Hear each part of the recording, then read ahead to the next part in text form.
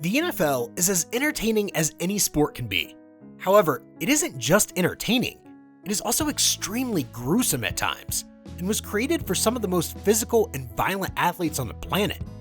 Brutality is a major characteristic of the NFL, but some moments are beyond merely brutal, they're downright scary. From Damar Hamlin's unforgettable collision with T. Higgins to a player getting paralyzed after a tackle, these are the scariest moments in NFL history. Strong tackles are a part of the NFL, but as simple as they might appear, tackling requires a lot of skill and a bit of luck.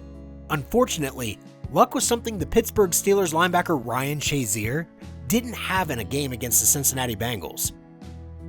The linebacker was involved in a head-first tackle gone wrong, and contrary to what you might be thinking, he wasn't the one that got tackled. Rather, he delivered the hit, but still ended up the victim.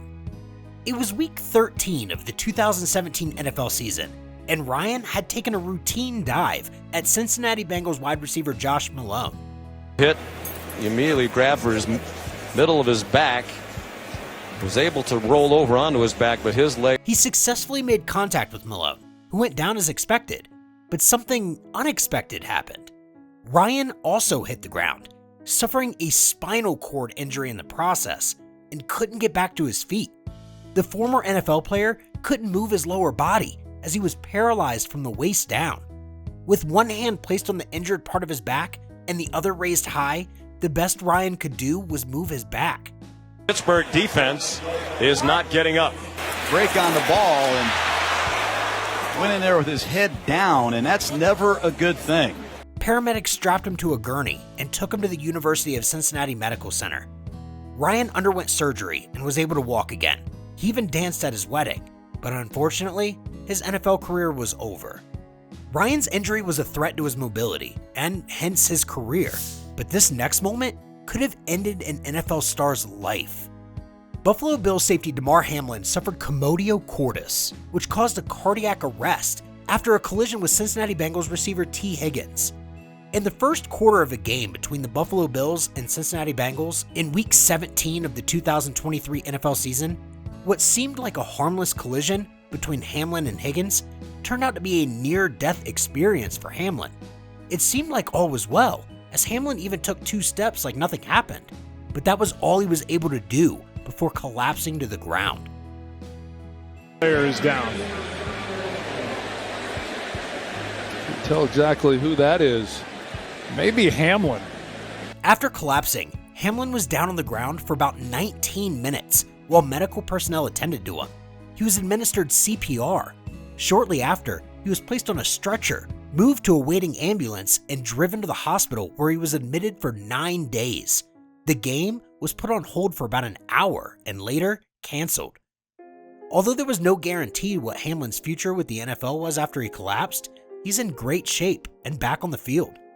As scary as players getting injured in the NFL is, not every scary moment in the NFL involves an injury, but this next moment is as scary as it gets. In Week 14 of the 2010 NFL season, a game between the Minnesota Vikings and the New York Giants was canceled. This wasn't because of a clash of events or anything related, it was simply because the Metrodome Stadium was unavailable. There had been a snowstorm in the area around the stadium, and about 15 inches of snow was sitting on the roof of the Metrodome. The weight of the snow soon became too much for the roof, and various parts of it began bursting open. It was only a matter of time before the entire roof collapsed under the weight of the snow. As the roof was collapsing, a big hole created by the snow's weight opened up, causing a huge pile of snow to fall on the field. The moment the roof of the Metrodome fell would have gone unrecorded since there was no game going on.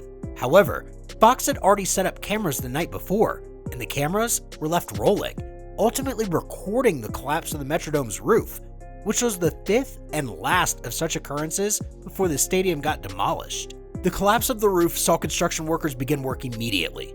However, they couldn't finish in time for the game to be held the same day. The game was eventually moved to Ford Field in Detroit. Crews have been out here trying to start the repairs, but you kind of wonder what for. Actually, the game has been moved to Detroit. It will be played at 7 o'clock tomorrow night.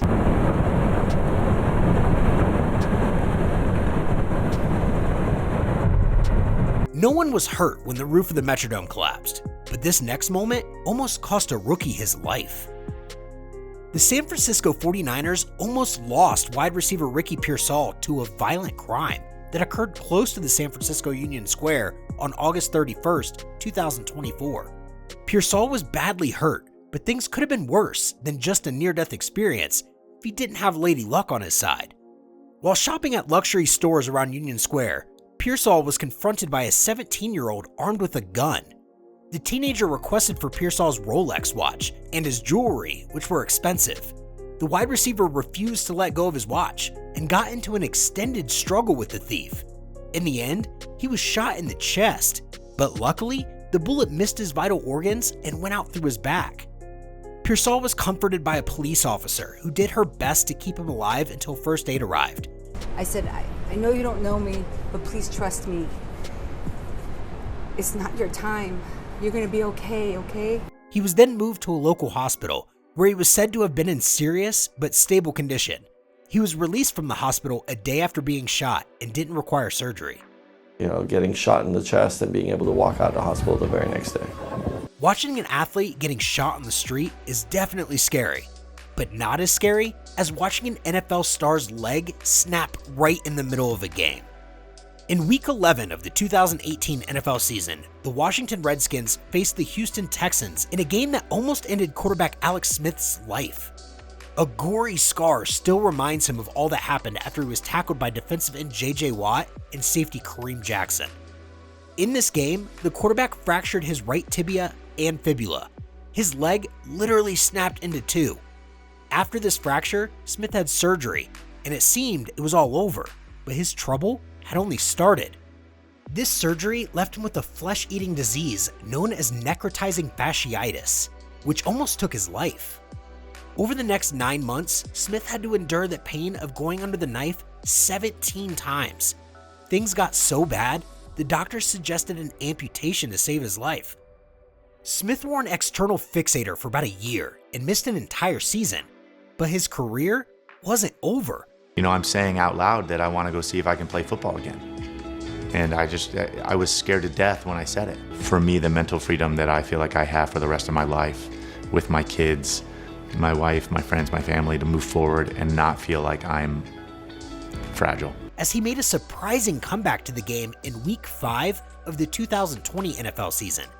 He went on to play professionally for one more season before retiring. If you had a blast watching this, smash that like button. Don't forget to subscribe and hit the bell icon to stay updated on our latest crazy content. Drop a comment below and let us know which moment blew your mind the most. Catch you all in the next one.